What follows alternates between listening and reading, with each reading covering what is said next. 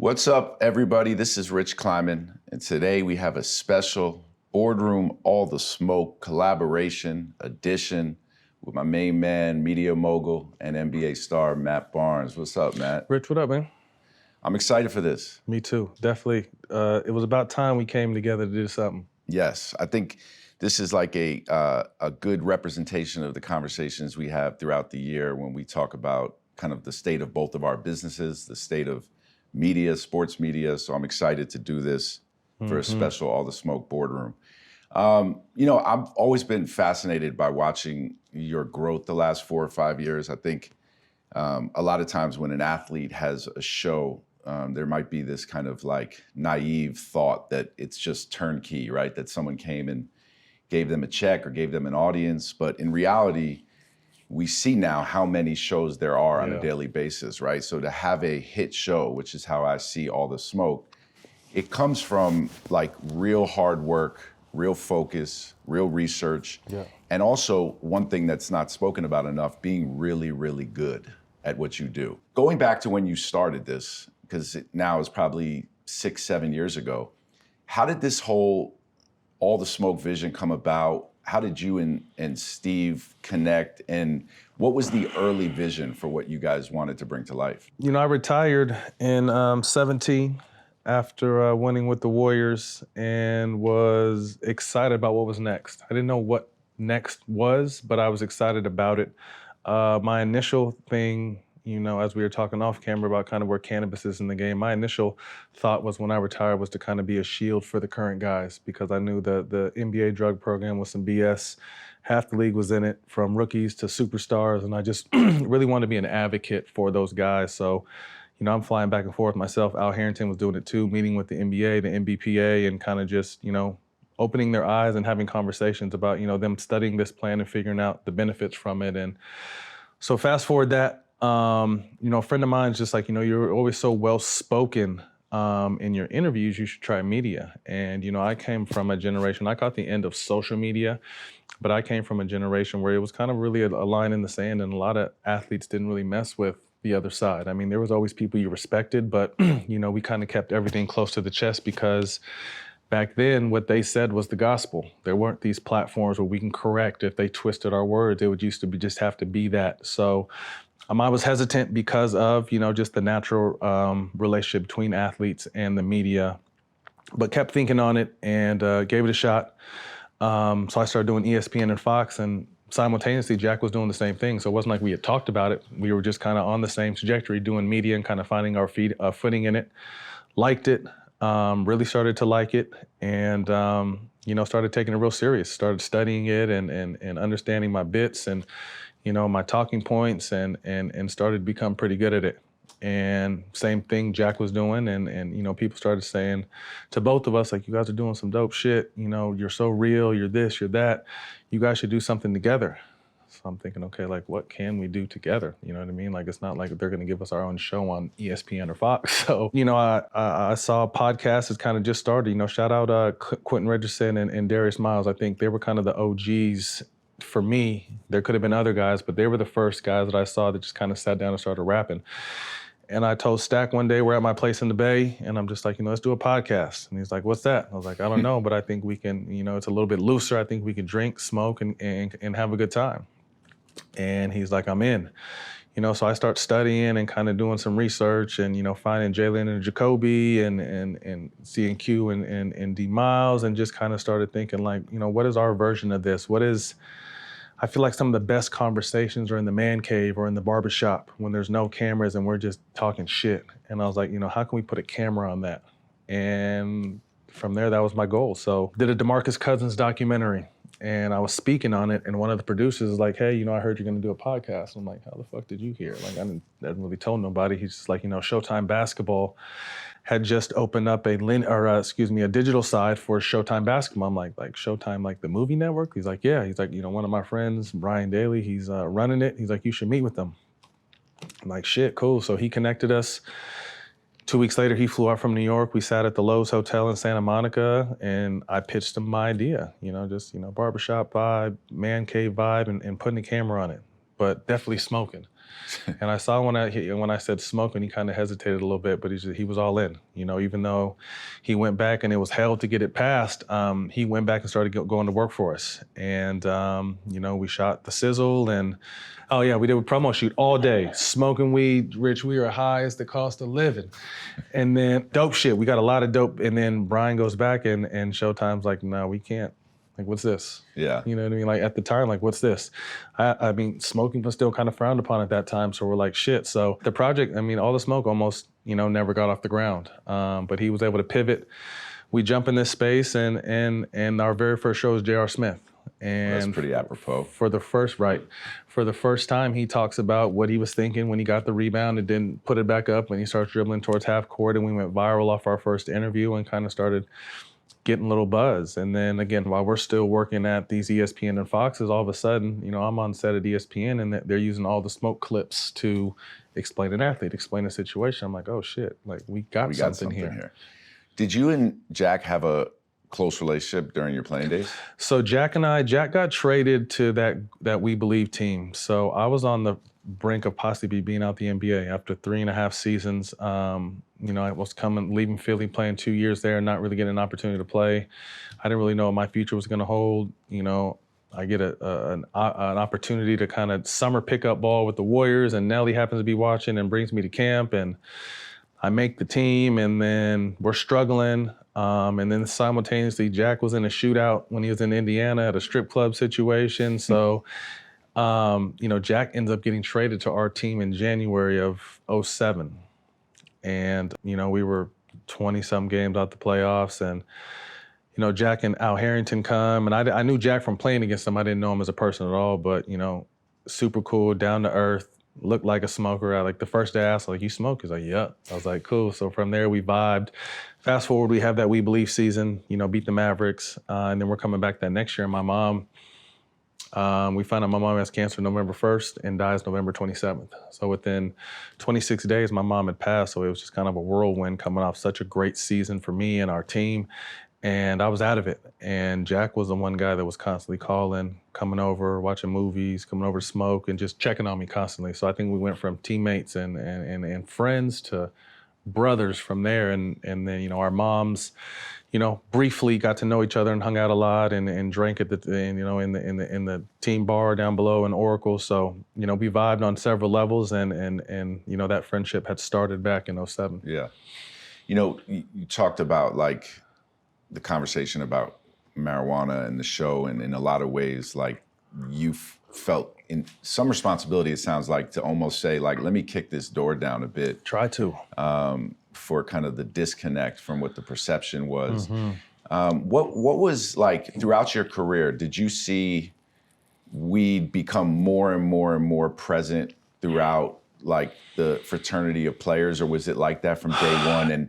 And did you see the kind of fear of getting caught or being in the program get worse or almost open up throughout your career? When I first came in the league, 2002, 2003, we used to get the one preseason test. So I'm young and I started smoking, not proud of it, but started smoking 14, just going into my freshman year of high school. And I just knew I had a rough upbringing. So it kind of a little escape, focus, sleep, and kind of just being able to tune out the world. So, fast forward, I'm in the NBA now, so I do it, but I still understand I got to make a team. I can't really be fucking around, so I kind of really hid it for a while until I got to Sacramento, and there was a lot of vets on that team. And everyone, we'd have the test the one day, and everyone would get tested, and dudes were rolled up in the car ready to go as soon as we got out of practice. You know what I mean? So I kind of started seeing it get a little looser there. So it was a full-time job to smoke, though, because you get 3 strikes. You have the NBA drug program, you get 3 strikes. You go in there, you're fined.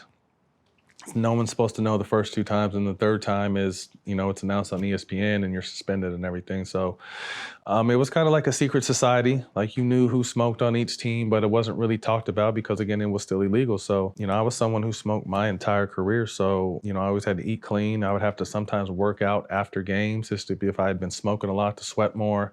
And I would always have this drink from TMZ or from GNC to flush me. So it was a full-time job to be able to do that. And, we went to the random test maybe 05, 06, 07 in that window, and that was for a random test. So, guys are really taking risks to be able to do this. But for me, I'm a social drinker.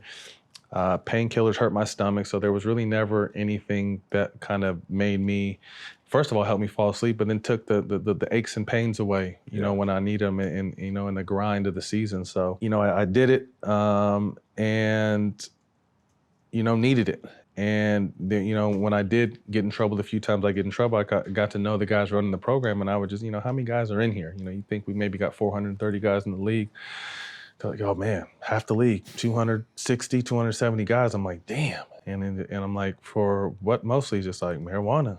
I'm thinking like, this is, the league is growing and as big as it ever is, it's continuing to grow. And you got everyone from rookies to superstars in this drug program. I'm just like, this shit's not right. You know what I mean? Like, and so I'm always thinking that in the back of my mind. But once I finally retired, I kind of finally took the steps to kind of, just put a little bit of pressure on these the Players Association and the league to kind of study the plant, because there had been no government funding for the benefits. It's always been the negative effects to cannabis. So, I think we came a long way. The bubble hits, they don't test no more. And, now 4 years later, there's no cannabis testing in the NBA, so which is dope. And do you think this show in the early days changed the narrative and helped change the narrative? I think so. I think a little bit, man. I mean, up until that point, maybe you saw, well, I forgot what Snoop shit was called, where he was smoking a little bit on his show, on his little digital show.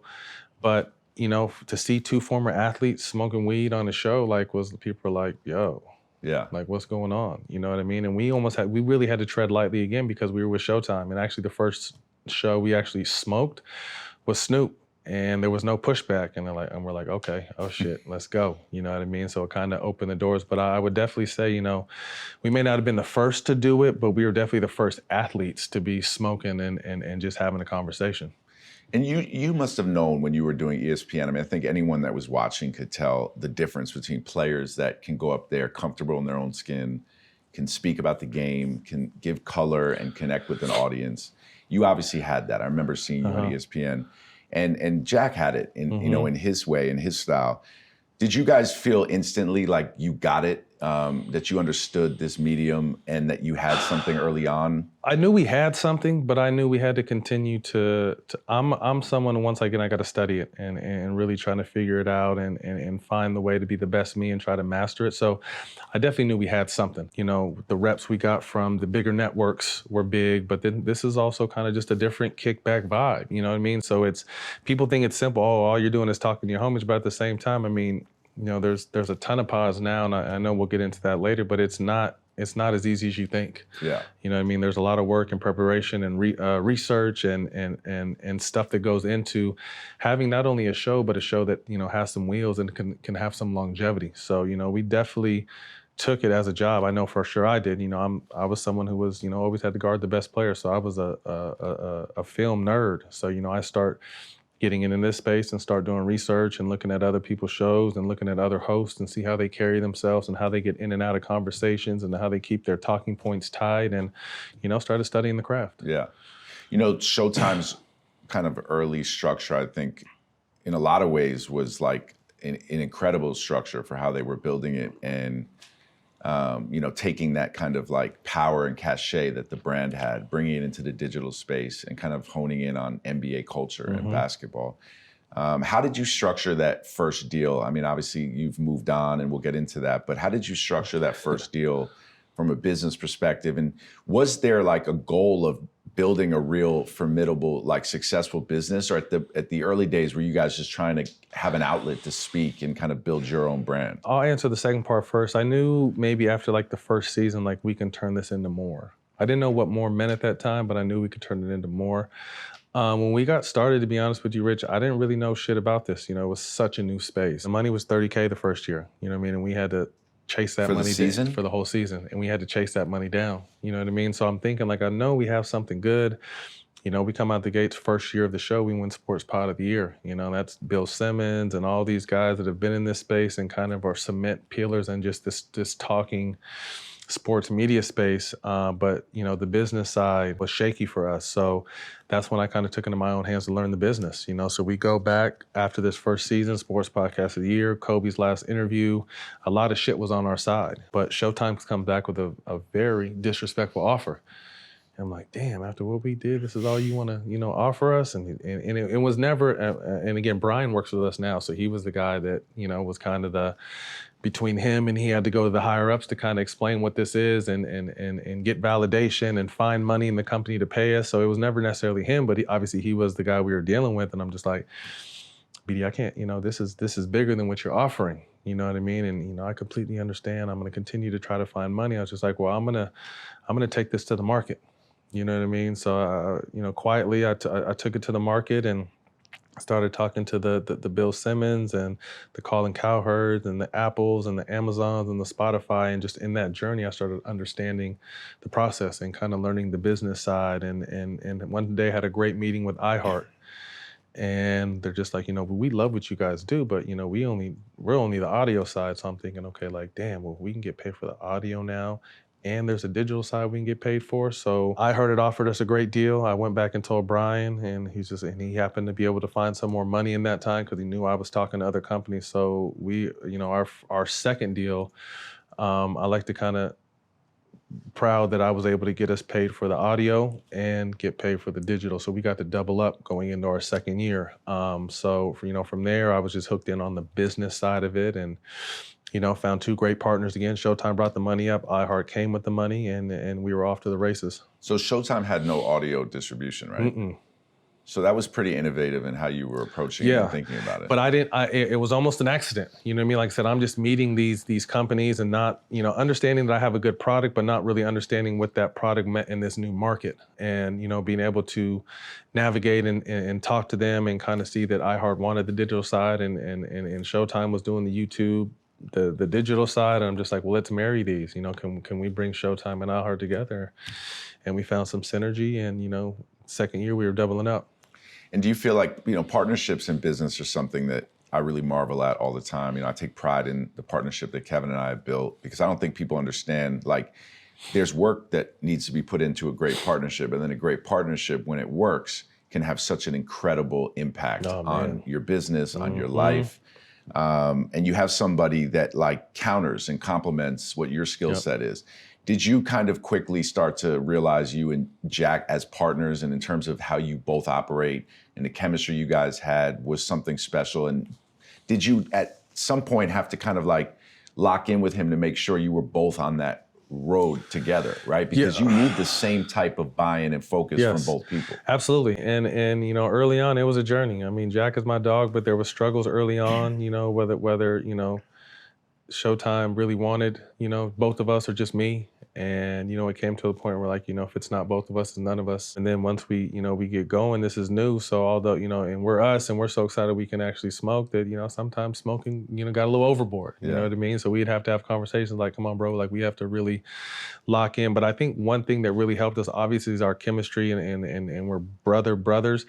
But we've also been role players in our NBA career. So we knew how to kind of fit in and find what our role was. And Jack early on is just like, hey, I trust you when you go do these meetings, that if you're in the room, I'm in the room. That I trust you with the business side. You just need to let me know where I need to show up and talk my shit. You know what I mean? So we both kind of jumped into our roles. So I kind of took more of the business head behind the scenes and then also the lead of the show. And then Jack would kind of, do his part and compliment. But I think, as we just had our 5-year anniversary, we've constantly been having these conversations of like, I want him to want more. I don't want you just to be talent now. Obviously we'll get into that we have a whole business now, but I want you to start learning this business and taking these meetings and, being more prepared for opportunities because, all the smoke is obviously spun into a whole production media company, but it also spins off into other opportunities. And I want you to be able to, capitalize off these opportunities from this platform we've created for each other. Yeah. And you talked about spinning it off into its own business. And, everyone knows that Showtime and Showtime Basketball have kind of phased out. Mm-hmm. Your show has continued to grow. And you mentioned Brian Daly and the team you've put around you. What was that process like over the last few years as Showtime did transition out, where like the things that were happening at the bigger media level could have had an impact on what you guys were doing. But when those type of things happen, similar to how you were able to break off iHeart and Showtime originally, you guys were able to make a move that allowed you to continue to ascend in the growth of All the Smoke to the point where now you are your self-sufficient running business. Walk me through a bit of like how you navigated that, understanding Showtime was going away, but that the show was continuing to grow. We knew, again, being a student of the game, and we were partners with a company called Malka. That was kind of like Showtime's unofficial production house that was doing our show. So I was just always really attentive and paying attention to the business side on Showtime and paying attention to the business side on the Malka side, and making friends with everyone and asking them how they were feeling, how they were being treated, what do you like, what do you don't like. And then this whole Paramount thing kind of came about, where there was whispers that Paramount's going to buy Showtime and they may not want this sector of the company. So, I started thinking, man, maybe after 2.5 years of doing All the Smoke, like, how do we transition this stuff to be self-sufficient? How do we make it, if this Showtime thing does go under, how do we stay afloat? So I just started putting this idea of a production company together. And it's pretty cliche to say, because a ton of athletes have production companies, but a lot of them really don't do shit. How do you really put a functioning company together with a great foundation, and are you really able to build? And I think that we had our flagship situation, which was All the Smoke, which was, recognized and award-winning. So that's going to be the foundation of our company. And how do we build around that? The Paramount buyout came sooner than we thought. But Rich, when I tell you it couldn't have been a cleaner, handshake and good luck with everything. I mean, Paramount was amazing and Showtime was amazing. So I'm starting All the Smoke Productions with All the Smoke and everything that we built around it. And then, next thing we know, these gambling companies are jumping in the content space at the right time, right when we're free. We take a meeting with a couple of them. We sit down with DraftKings and really like what we're talking about, what they're talking about. So we sign a very beautiful high 7-figure deal. You know what I mean? For a 2-year situation to not only obviously pay us for what we've accomplished, but to build out our company. So through that partnership and deal, we were able to staff out and really, hire a company to help us get all the legal work behind the scenes and the foundation of the company.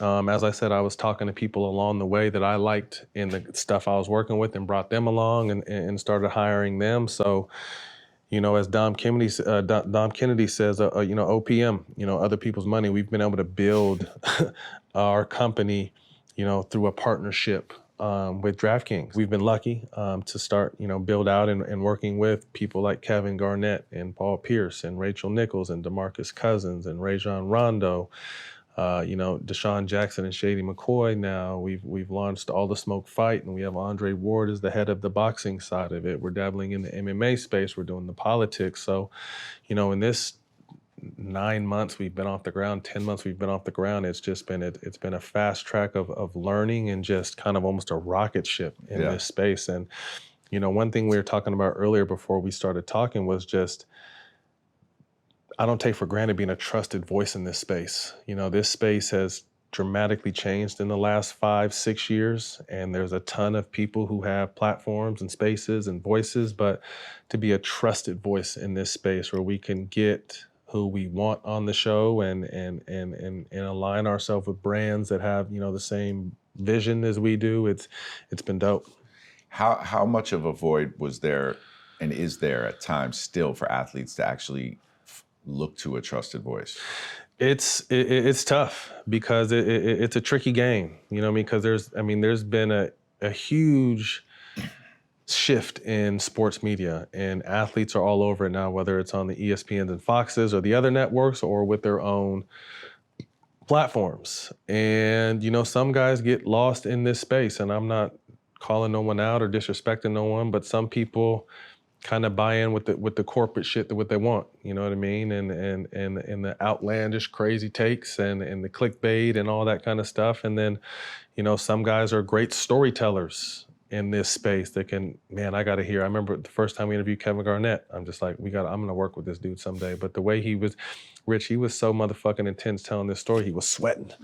and acting it out and doing. I'm just like, man, he is amazing. So you know what I mean? And so there's storytellers, there's people that are outlandish, and then there's people that are just, you find a niche and you're good at it. Yeah. You know what I mean? So I felt like I kind of found my niche and, felt like I was fairly good at it and kind of ran with it. But it's I wouldn't call it watered down, but there's definitely a lot of athletes in this space now.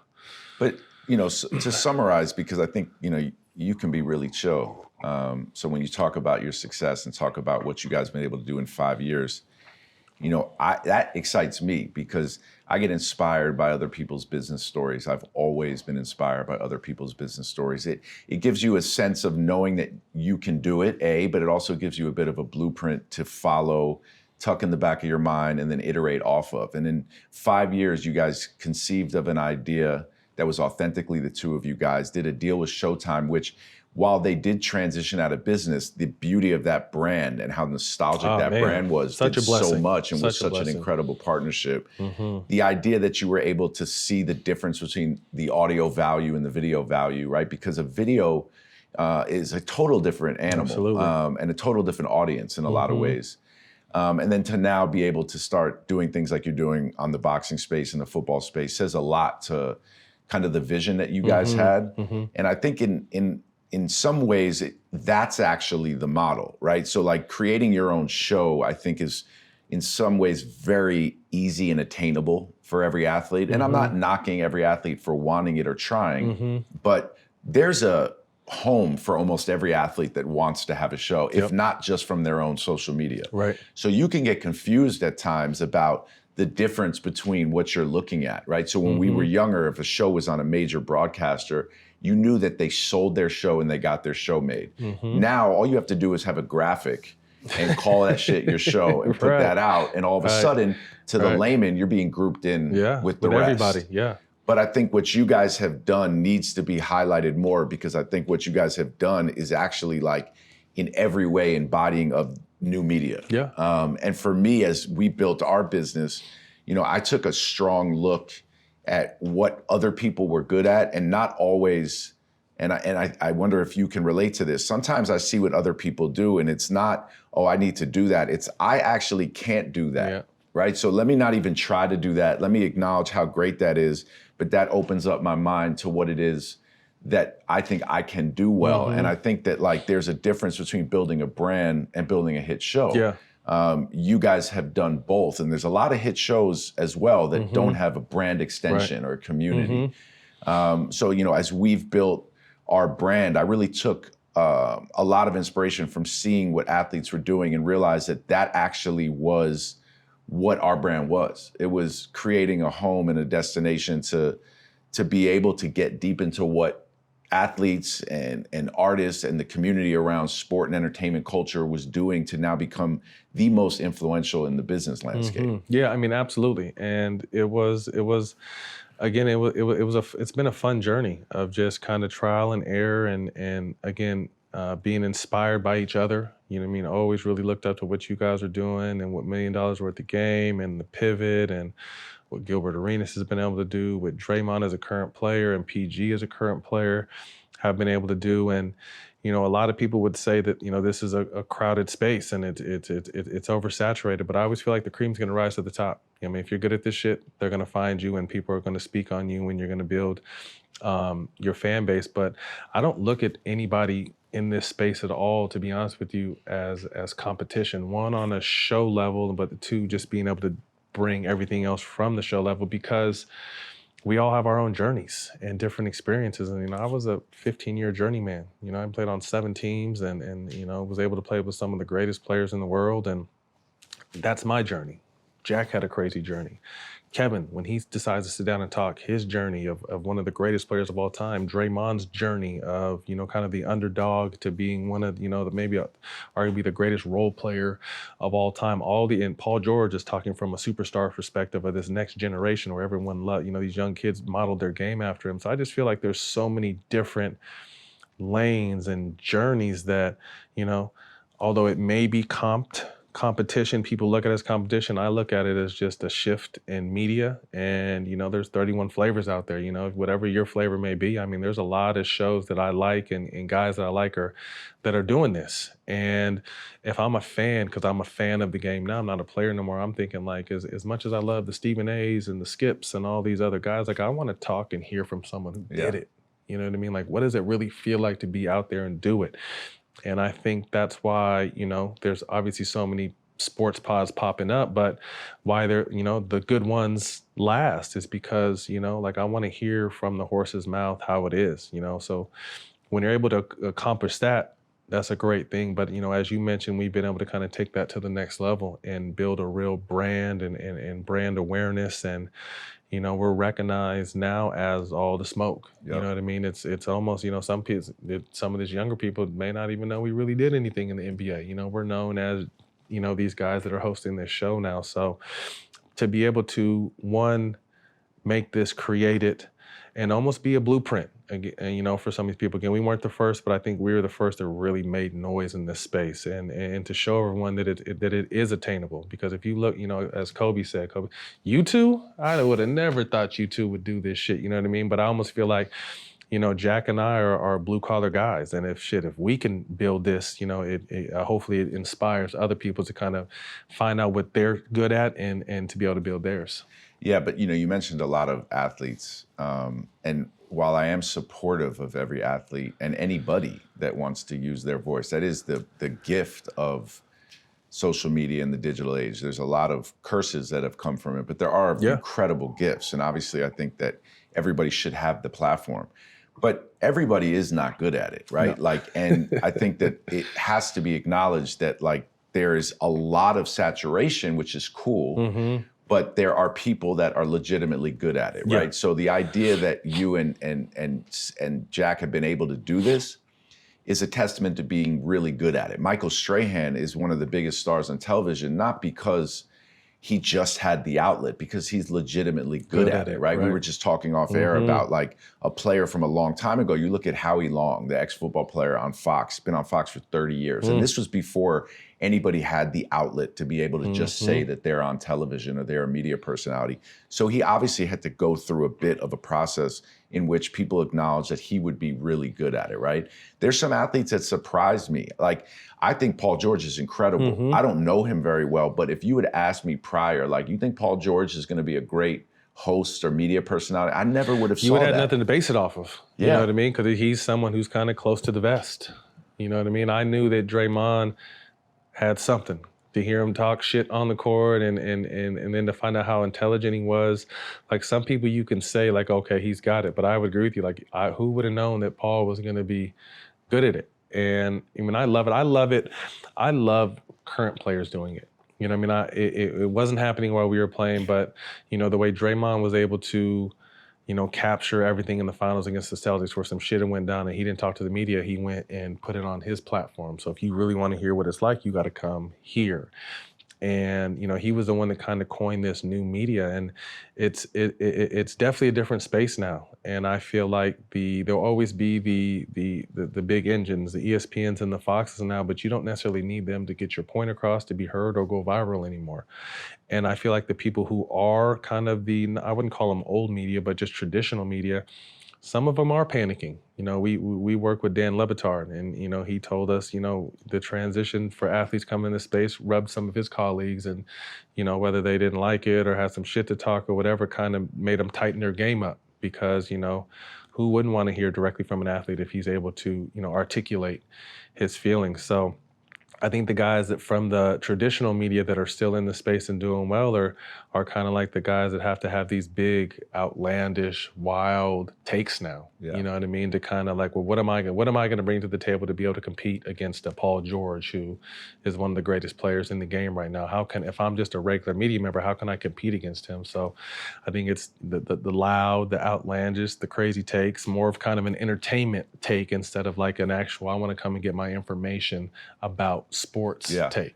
It's funny, you talk, again, old media, new media, but old media, when categorize themselves as old media, No. right? And they may have some linear distribution still, but they're thinking about innovating. And a lot of times when I have conversations, and I'm sure it's the same for you, they'll talk a little bit about what they're trying to accomplish. And I'll be in a conversation with the head of a media network, and I'm sitting there thinking, you're just telling me everything that I do. So why are we not working together? Why is it not okay for you to acknowledge that maybe you actually can't accomplish the impact that I believe we've had with Boardroom, or that you've had with All the Smoke, to then say, you know what, we're not gonna try to just recreate it. I had a conversation with a network the other day who said to me, thinking about going into this world of sports and business and culture and trying to figure out that intersection. I'm like, the nerve of you to tell me this. Like, you know, that I spent the last 5 years building this. Sitting at, right? And you're thinking about it because of, personally, in my opinion, how relevant we've made that conversation. So why are you not just locking arms? Is it because, you know, you see this still as KD's platform? Is it because, you know, what we've built is thought of as independent and non-traditional? But I do think the sooner that, let's call it, old media acknowledges that, like, why is somebody not at this point saying, you know what, All the Smoke needs to be on Netflix. All the Smoke needs to be licensed on Amazon. Now, all of a sudden, instead of us trying to figure out how to create that show, let us partner with that world. Yeah. And I think that, like, the thing that also confuses me when you think about how to delineate those two things is there's a lot of non-truth, period, right? Non-truth exists in our world in every way. Athletes had these narratives that were created about them, sometimes based in some truth, right? Yep. There's some truth to certain things, but it became a narrative that a voice decided to, you know, be loud about, and all of a sudden it has real life implications. I wonder if sometimes, like, the challenge with, let's call it, old and new media, is that in a lot of ways, old media can still operate on a source and can still operate on an opinion that in a lot of ways then becomes reality. Whereas I would never do that, right? No. Like, there's like a company line across the board. Like, we're not gonna criticize anybody. That's not compromising journalistic integrity. That's just not what I'm trying to build or what I'm trying to do. Yep. We can be brutally honest. We can curate what it is we want to discuss and talk about with our business, but I'm not going to challenge somebody. There's too much of that, right? I don't see the space for us in that world. Do you think that the non-truth, let's call it, or the source or the narrative or any of that that's been so present in sports media is officially broken? Like, we've been talking about it forever, so I don't want to be sitting here sounding like we're complaining about people that I think are very talented. I think you're still going to get it, but I think there's ways to dispel it now. You know what I mean? Those bigger voices, and like you said, this is no knock on anybody. There's a lot of great media members and people who've never played in this league that are great at their job, absolutely. But I think the days of it being the gospel and it being, if he said it, it's the truth, I think those days are over. And I think that's good because, like you said, people get a snapshot of us 2.5 hours a day. You know, I was someone who was probably one of the most misunderstood people in this game. The reputation I earned, whether good or bad, I earned it, you know, and there was shit I had to do to survive in this league, but it wasn't who I was as a person.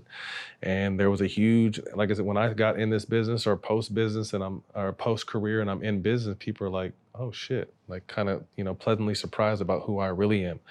You know, so, you know, you let the league tell it at the time. And like I said, I had earned some of it, but I was a gangbanger. I was a thug. I wanted to fight. I slapped people. I did this, I did that. You know, I was a competitor. You know what I mean? So like I said, some of that was earned, but it wasn't the entire, it wasn't who I was. So I think now that we live in a day where you can run to your phone, you can run to your platform, you can run to your homeboy's platform, and, you know, so-and-so said this, and that shit is not true. This is actually what happened. And I think people do appreciate that, you know, learning the choice. I mean, there's such a blurred line in life now where facts don't really matter for some reason. You know, if some people say it, it's the truth.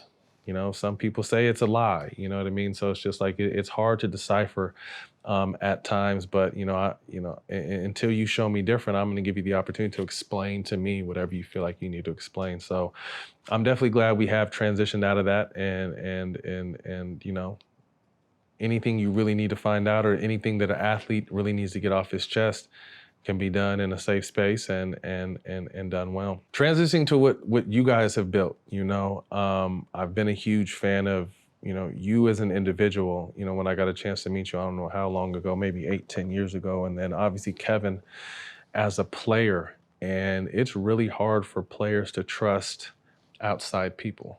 My financial advisor and tax guy just went down for fraud and left me with a hefty bill. You know what I mean? So people you really try to confide in and put trust in, it's just hard to really, because we have so much other shit going on. We want to really know that, man, if I'm trusting this person, I'm trusting him. So there's been so many bridges burned. How do you feel? What did you feel like you did, or how was your guys' friendship built to where, you know, Jack and I are like this and you and Kevin are like this? How did that brotherhood bond, how was that built before it transitioned into business?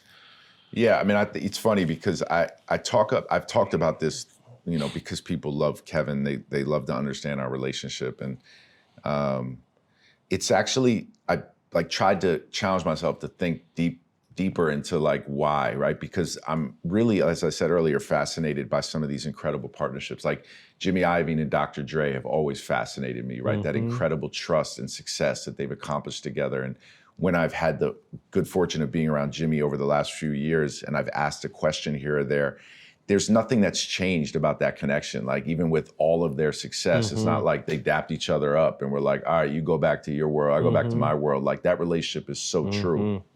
I think a lot of it, at the end of the day, there's parts of it that was just that we got along, right? Like you have to be able to just get along with someone. So in the early days when I met him through Wale, it was just like we could talk hoop, and I was enamored by his like position. You know, like when I first met him, he was KD at Texas, or he had just won Rookie of the Year. So like as a 18, 19-year-old, even though he was young, for me being 10 years older than him, I already saw him as like the guy. So I was already like, man, I want to connect with this dude. And then we could talk music and talk basketball. So that like was like the laying the groundwork for what could be a friendship. What I actually think it's really based off of now when I think about it, and I think about how people should approach athletes. And sometimes when I say certain things like this from my platform, people write in the comments like, yeah, that's just a rich white guy saying that, right? But the truth is, I'm absolutely not motivated by money. I'm completely unmotivated by money. That is the truth. I have compromised money my whole career to do what I thought was cool, or what I thought was dope, or what made me comfortable. Or if somebody in the room gave me bad energy, I'm just like, I don't even need it. I just don't need it.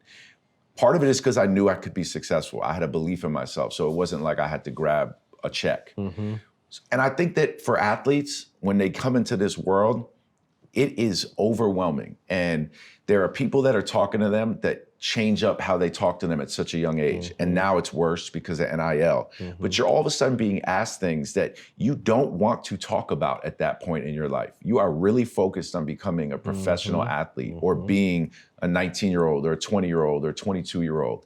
And I think Kevin could tell very quickly that I just wasn't motivated by money, that what I was motivated by was doing right by him. And it's as simple as that. And it might sound too simple for some people, but I believe that it's not as prevalent in most people. I actually only cared about what it was he was trying to accomplish, how I could be a part of it, how we could both benefit. That doesn't mean money. I wanted to grow my career. I wanted to experience new things. I wanted to be in more worlds. That's what really inspired me. And I think it was that. I think Kevin could trust somebody that he knew all of a sudden was not there for the money. Was it a certain deal or idea that really brought you guys together on your first business opportunity?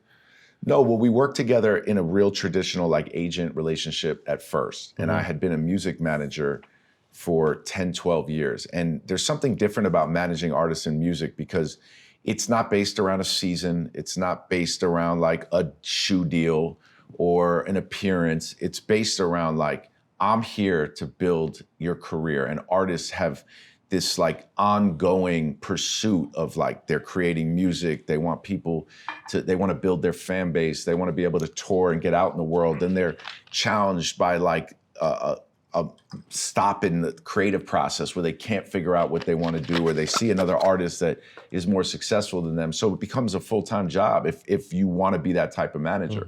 So I was all in. And that meant that if somebody didn't want to do something, I couldn't sit there and go, you have to do this. Like, you have to do this. There's some things you have to do. But I never really subscribed to like, you have to do this, because I'm like, this is your art. Like, this is your project. Like, you should do it. That's my opinion. This would be good for your career. I think it's a good check. But this idea of you have to do this was the way that people communicated. And I realized that when I started working with Kevin, he had that ingrained in his mind already. Like, we were on a set of a commercial shoot and he'd be like, man, I gotta go say this, and this, and I'm gonna be this, like the Jolly Green Giant talking into a treehouse. I'm like, you don't have to. And he was like, what you mean I don't have to? I'm like, you really don't have to. Like, we should talk to the director and tell him you're not comfortable saying this line.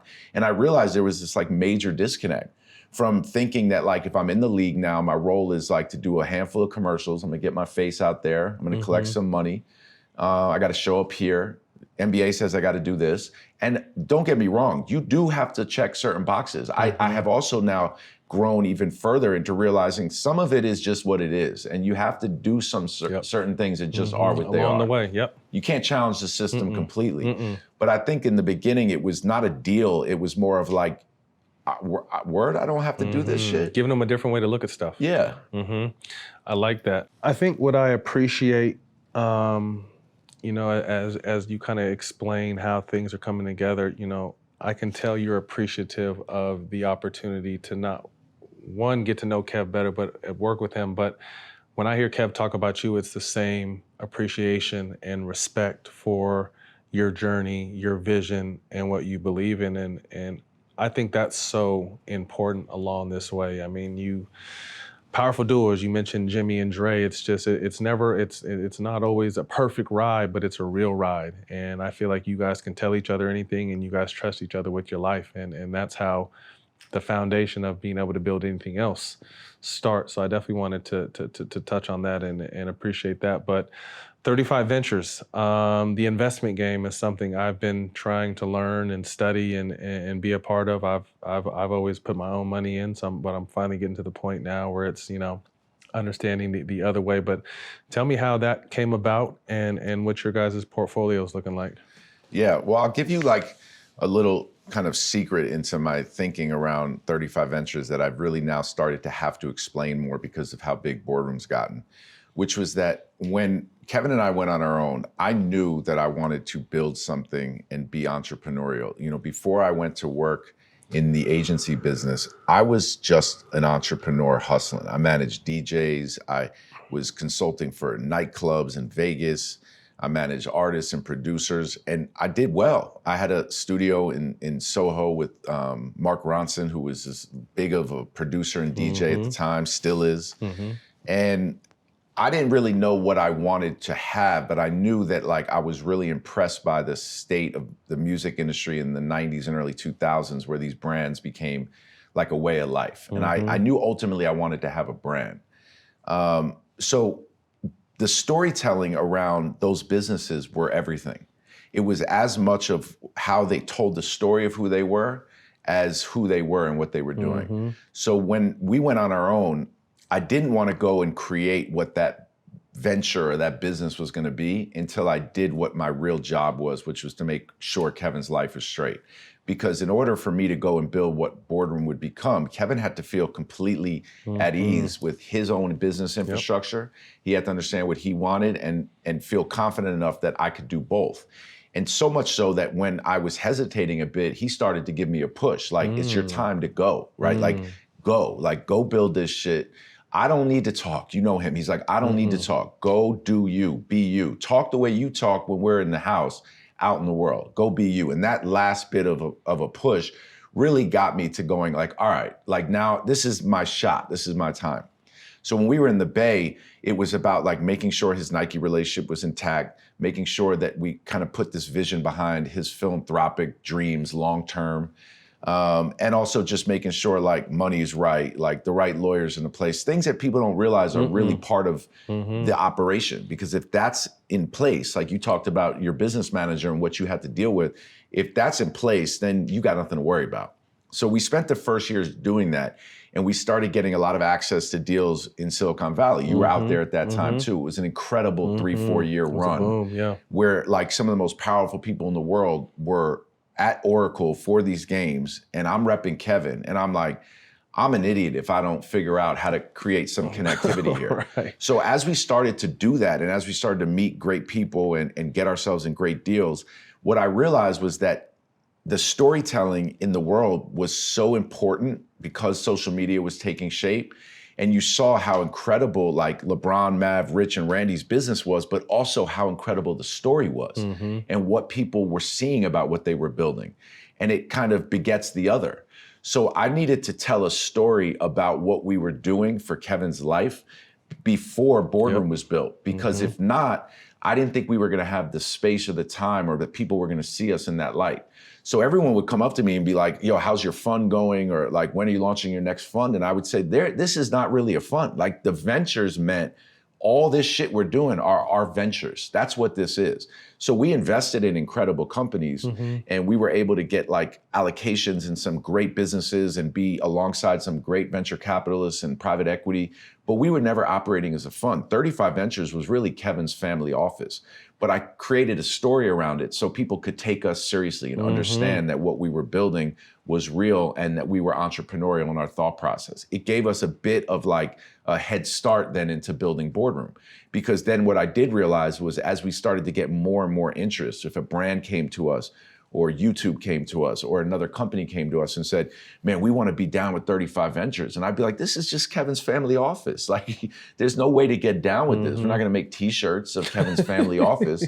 So it was really like in the back of my mind to figure out what is this business now that we're going to create that really represents who we are and that can stand next to 35 Ventures. And that's really then when Boardroom came about. So if I were to say Boardroom, what is it and why?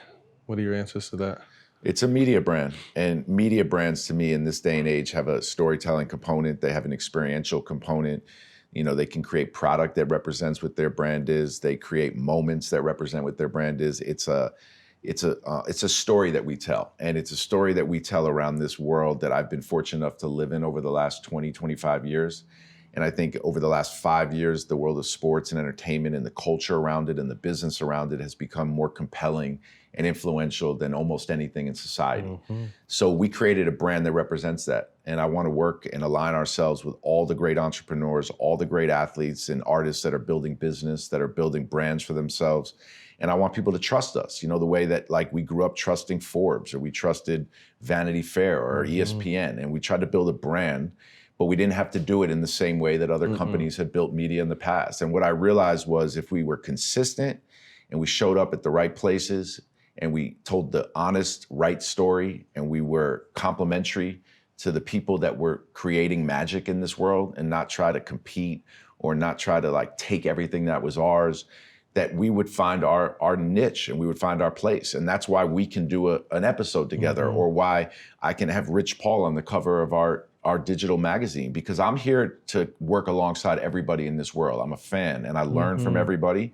And our brand is just that. And what's beautiful is now that we've created a consistent storytelling voice and we've consistently showed up and created moments in the physical over and over again that people want to be at, now it's like, okay, what more can Boardroom be? And that's the exciting place that we're in right now. It's like, I feel really good that this brand has resonated, that people fuck with it, that people acknowledge it as credible, that there's a level of like credential that you get from being acknowledged on it. And now I have to just keep building it. What we don't have is a show that has a massive audience like you guys have built. You know, so in a lot of ways, you're building your brand off the heels of this massive show that you guys built. We just built the brand. And we've consistently told great stories, but no one story, no one comes up to me and goes, I absolutely love this. They just say, I love Boardroom. And that to me is exciting because that's like, in a lot of ways, those publications that you grew up on trusting or that read and digest and get your information from, it was never one thing. You might have liked the writer, or you liked the show that they did, or you heard about the Vanity Fair party. So we were just trying to create a brand that's trusted, that can work alongside everybody in this space. While building this brand, did you guys go out and raise money for it? I tried. I mean, we raised a little bit of money from some friends and family or angels, right? Like they're actually not friends or family. So I don't know why people always say that. But No, because what happened was in the beginning, when we started to do it, we were raising at this point where everyone was like, oh shit, like that old digital media model doesn't work. So when I was going in there, what I was trying to say to people was, I'm building a brand that's going to resonate on all types of levels. But this is how we're getting there. And what happens when you're raising money is you can't always sell the dream, right? Some of it is just the hard facts. Gotta be built, yeah. And the hard facts were like, we were just building a digital media brand and it was so early. So the terms of what we could have gotten fundraising would have been Wouldn't have made sense. Detrimental to us, or it would have been the wrong money. And because we were successful in 35 ventures, it gave us a little bit of a leeway to say, all right, well, we can build this. Like I can, like you said with DraftKings, like I can bring sponsors in. I can be creative with how we get this off the ground. I licensed 12 shows to ESPN. That gave us money to help build the business. But we really didn't have the benefit of like an early private equity or venture going all in. It ended up being the best thing that ever happened to us. Yep. Because now I look around at so many other people that have these insane cap tables Upside down. and they don't have the impact we have, or they don't have the audience we have. Yep. And now all of a sudden what's attractive to big private equity is impact, is profitability, is sustained growth. And that we've been able to do because we didn't need to keep up with anything or catch up with anybody or meet a certain standard that our investors wanted us to get to. And we just keep building month over month. And when I would sit in meetings and say, this is the brand I want to be like, all of a sudden it dawned on me one day, every brand I'm mentioning is 100 years old. So I'm thinking I'm going to do this shit in 4 years or 5 years and sell this. And I'm like, I'm in my mid 40s. Like, I'm not trying to like get a quick buck and get out. Like, I want to do this. I want somebody, I would rather make less money and have somebody point to this in 30 years and go, yo, you know who started that business? That dude, Rich Kleiman. And even if 2-3 other people make more money from that business one day than I did, I'm still cool with that. Because the idea of building something that's sustained is my only goal. And I really think we benefited from not having the interest that people could have had in investing in us in the long run. Absolutely. What have you learned about yourself on this journey? That I'm good. Talk that shit. No, honestly, because, I believe it. Because coming up in the business, like, you know, I had so much access early on in my life. I knew how to get into rooms really well. I could hustle. So like at 18, 19, 20 years old, I'm around future NBA players or some of the biggest up and coming artists in New York City, and I'm in the right parties, and I could always get around that space. But I couldn't figure out why I couldn't figure out the success part of it, right? So it's like, I could always get to the next room and I could always be around cool shit. I was always around dope shit. The greatest artists were in me and Mark's studio. But somehow, like, Mark was winning Grammys off of it, and I was like, damn, I'm just in the studio. Like, what am I doing? Like, people are giving me a job here or a consulting check here, but I couldn't figure out if I was gonna be able to really become successful. Then all of a sudden, like, when I started getting around even more and more powerful people, I said, well, let me just watch. Like, because what people don't realize is, like, that idea of like a mentor, like someone that puts their arm around you, is really rare. I don't have, like, nobody's really, whenever someone says to me, like, who put their arm around you and gave you game? I'm like, nobody, honestly. Nobody really took it upon themselves to give me game. But I took it as a blessing to be in these rooms and said, that's the game. Like, the game is just to watch this shit. Soak it up. And if I can't figure it out, then that's on me. So I think over the last like 4 or 5 years, what this has helped me realize is like, no, I'm good. Like, I'm really good at this. And all these journeys that I took and all those experiences were actually the education that I needed to figure out that I was good at it. You know what I'm saying? And that I got out of my mind that it had to happen in your 20s or in your 30s, right? Like, that's where I laid the groundwork for what I then realized was I could be good at. It's a marathon. 2-part question. What are you most proud of thus far that you guys have built, and what is the ultimate goal of Boardroom? Most proud of the amount of time Kevin and I have been partners, and the idea that like our partnership is as strong as ever now. And we've changed. I have older kids now. You know, he lives in Phoenix. I live in New York. Our whole business is in New York. I can't travel to his games the way I used to.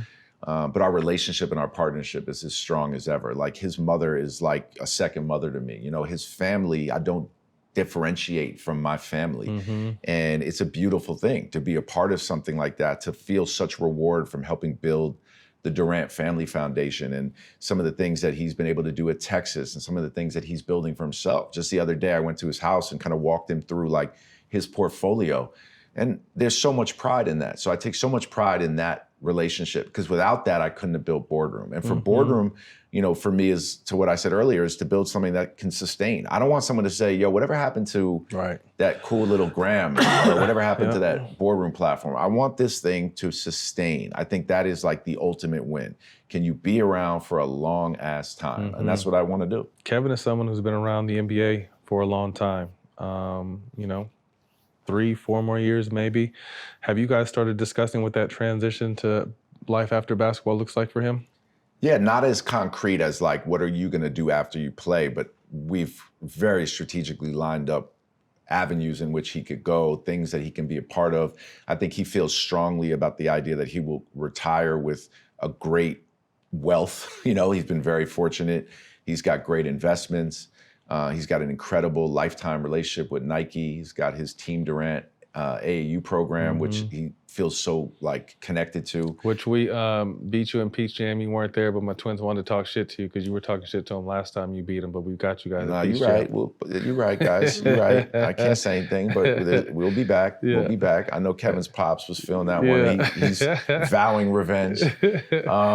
But you know, I think for me, you know, I think when he thinks about it, like he will never be far away from the game of basketball. Like, I don't know if he wants to do this, but I actually, and this may surprise people, I think he'd be an incredible commentator, play-by-play. His IQ of the game is off the chart. He's like sick with it, like the way he watches the videos and studies, and I think people would be surprised by that.